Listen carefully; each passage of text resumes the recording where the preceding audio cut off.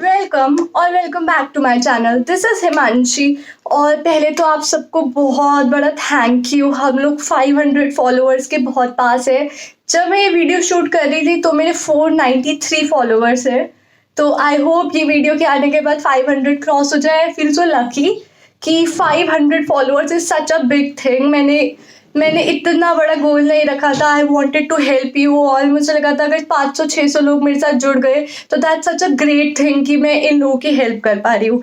Secondly बहुत बड़ा thanks कि जो मेरी 3 इयर्स एक्सपीरियंस वीडियो है उस पर मुझे बहुत अच्छा रिस्पॉन्स मिला है। बहुत आप लोगों ने प्यार दिया, थैंक यू सो मच। आप लोगों की रिक्वेस्ट थी पार्ट 2 आए, पार्ट 2 भी जल्दी आएगा। मैं जल्दी कोशिश करूंगी। पहले एकोमोडेशन पे मैं वीडियो बना रही हूँ कि डीयू के अंदर कहाँ रहना है, कैसे रहना है, क्या बजट रहता है, पूरे साल में कितने पैसे लग जाते हैं, हॉस्टल पीजी और फ्लैट्स में से सबसे बेस्ट सेफ और अफोर्डेबल कौन सा है, मैं उस पर भी बात करूंगी। तो थैंक यू 3rd ईयर वाली वीडियो के लिए। अगर आपने 3 इयर्स एक्सपीरियंस वीडियो नहीं देखी तो देख लेना। मैं नीचे डिस्क्रिप्शन में लिंक छोड़ दूंगी, ज़रूर देखना। आप लोगों को बहुत कुछ सीखने को मिलेगा। और जिन्होंने देख ली, thank you so much once again. So let's get into the video. Okay, so Delhi University accommodation. देखो, दिल्ली यूनिवर्सिटी में अगर आप आ रहे हो तो आपको रहने के 3 साधन मिलेंगे या 3 टाइप्स मिलेंगे। 1 is hostel, 2nd is PG and 3rd is flat. तीनों में से सबसे ज्यादा सेफ कौन सा है, मैं सब पे बात करूंगी। मैं अपनी पर्सनल रेटिंग्स दूंगी। मैंने जो पर्सनल एक्सपीरियंस किया है मैं उस पर बात करूंगी। ठीक है, मैं दिल्ली के अंदर रहती हूँ, मुझे कभी इन तीनों की जरूरत नहीं पड़ी, बट मेरे मोस्टली 99.9% फ्रेंड्स हॉस्टल या पीजीज या फ्लैट्स में रहे हैं। तो उन तीनों से मैंने बात करी, उन सारे मतलब अपने फ्रेंड्स से आज मैंने बात करी ताकि मैं आपको बेस्ट बता पाऊँ, मैं अपनी नॉलेज से बढ़ के आपको बता पाऊँ। ठीक है, तो जब आप हॉस्टल में एडमिशन लेते हैं तो जब आप एडमिशन लेने जाते हैं तभी आपको हॉस्टल का फॉर्म मिल जाता है। If you want to take hostel तो आप हॉस्टल का फॉर्म ले सकते हैं और आप हॉस्टल के लिए अप्लाई कर सकते हैं। तो हॉस्टल में सबसे ज़्यादा प्रेफरेंस उन लोगों को दी जाती है जो हाईएस्ट स्कोरर्स हैं। फॉर एग्जांपल आपके कॉलेज में 99, 98, 97.5 वाला जो स्कोरर आएगा, सबसे पहले उनको प्रेफरेंस दी जाती है। सेकेंडली उनको प्रेफरेंस दी जाती है जिनके लोकल गार्डियन दिल्ली में रहते हैं। मैं हॉस्टल्स की बात कर रही हूँ।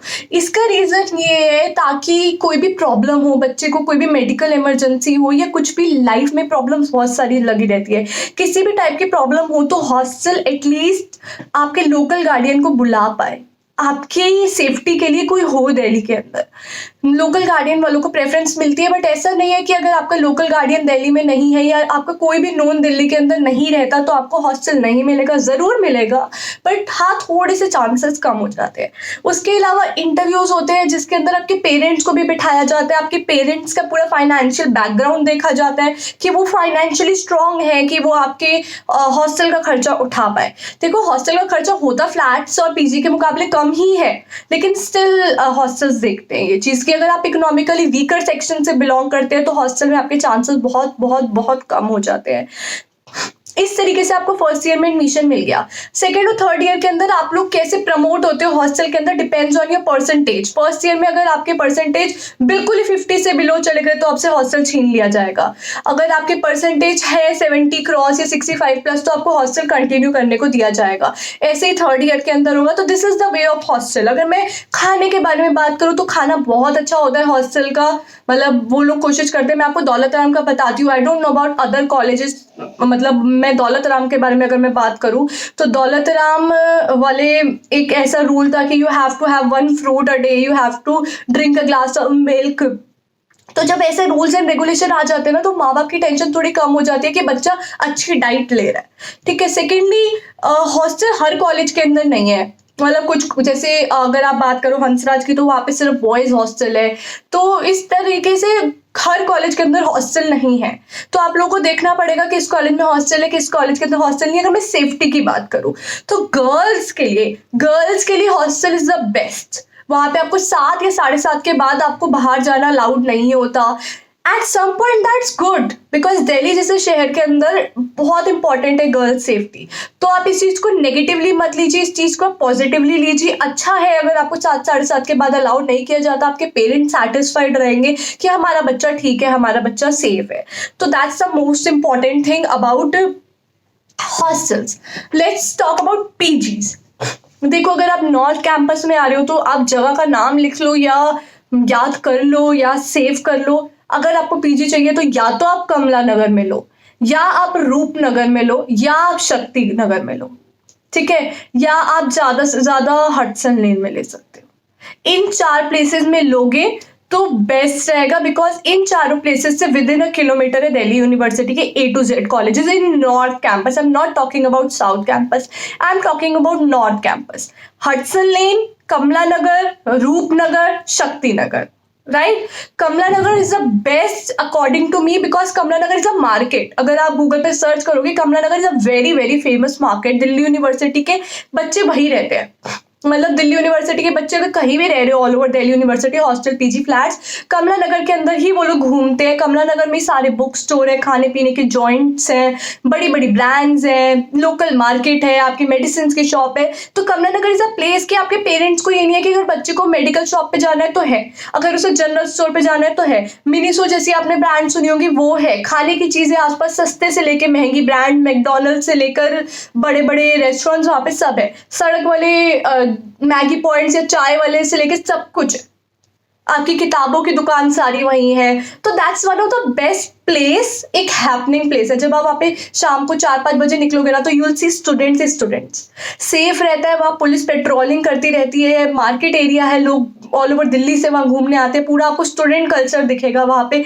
अगर वहाँ रह रहे हो ना, तो you are living the one of the best life. आप अपनी जिंदगी का बहुत अच्छा एक पार्ट जी रहे हो, बहुत अच्छी सेफ प्लेस है, सब कुछ मिल जाता है। अब लेट्स टॉक अबाउट द, जो अभी आपके दिमाग में क्वेश्चन चल रहा होगा, दीदी प्राइस तो बताओ। प्राइस सुन लो, अगर आप 3 लोगों का रूम शेयर कर रहे हो, 3 लोगों का पीजी, तो आपको अप्रॉक्स 6 to 7,000 अ मंथ के अंदर पीजी मिल जाएगा। 6 to 7,000 अ मंथ। अगर आप 2 लोगों के साथ शेयर कर रहे हो तो it will be approx 8 to 10,000 या 9 to 10,000। लेकिन ये लोग पीजी बहुत अच्छी फैसिलिटीज वाले नहीं होंगे। बेसिक फैसिलिटीज होगी, बेसिक खाना होगा, बेसिक रूम्स होंगे। आप 4 स्टार 3 स्टार वाली लग्जरी एक्सपेक्ट मत करना।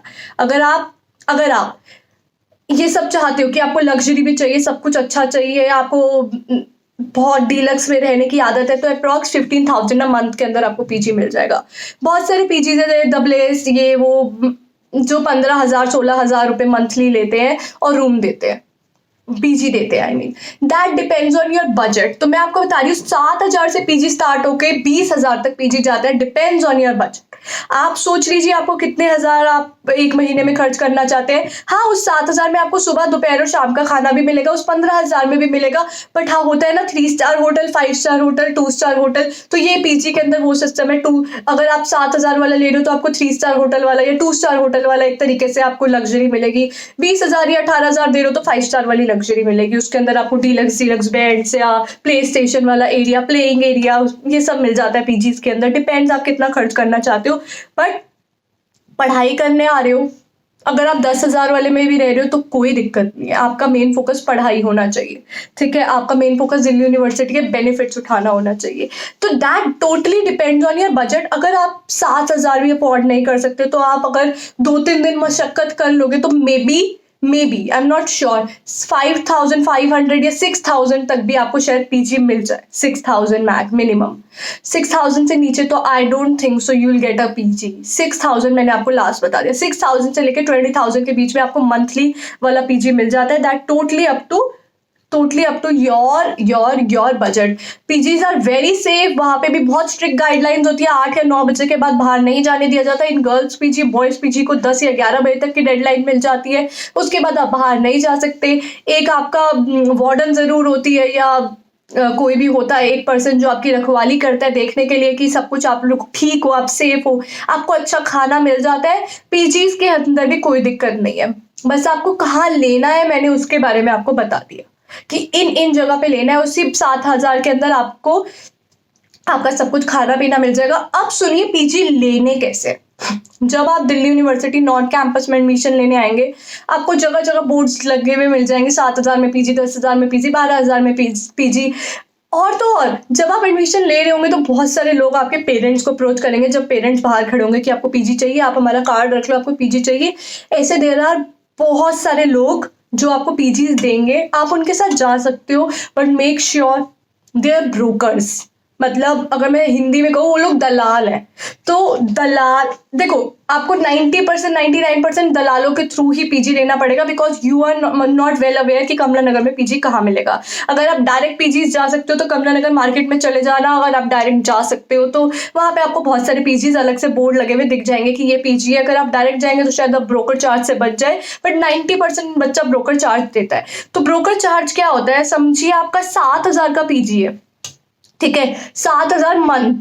तो आपको अपने मंथ का 15 डेज का जो रेंट है वो आपको अपने ब्रोकर को देना पड़ेगा या दलाल को देना पड़ेगा। समझिए आपका 10,000 का पीजी है तो 15,000 हुए ना, सॉरी 5,000 हुए ना 15 दिन के, 5,000 15 डेज के, 5,000 30 डेज के, राइट। तो 10,000 आप अपने पीजी वाले को दे रहे हो तो आप 5,000 अपने ब्रोकर को भी दोगे।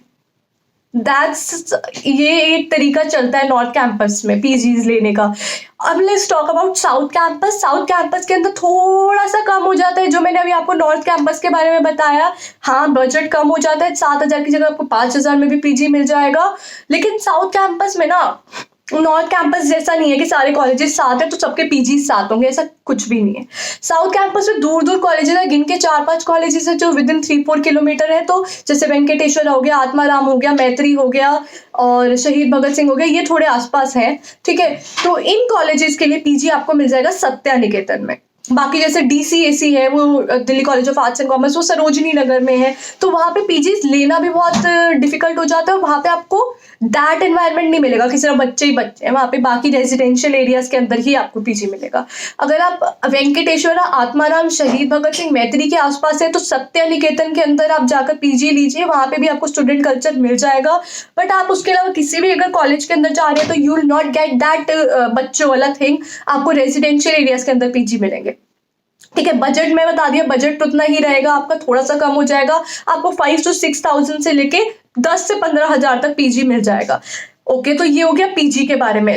हाँ, पीजी अगर आपको हॉस्टल नहीं मिल रहा तो आप अपनी पीजी को ही अपनी बेस्ट प्रेफरेंस रखिएगा। सारी लड़कियों के लिए मैं फ्लैट्स के बारे में बात करनी चाह रही हूँ। Flats is a good thing, but girls के लिए मैं रिकमेंड नहीं करूंगी फ्लैट्स। गर्ल्स के लिए only recommend hostel and PGs.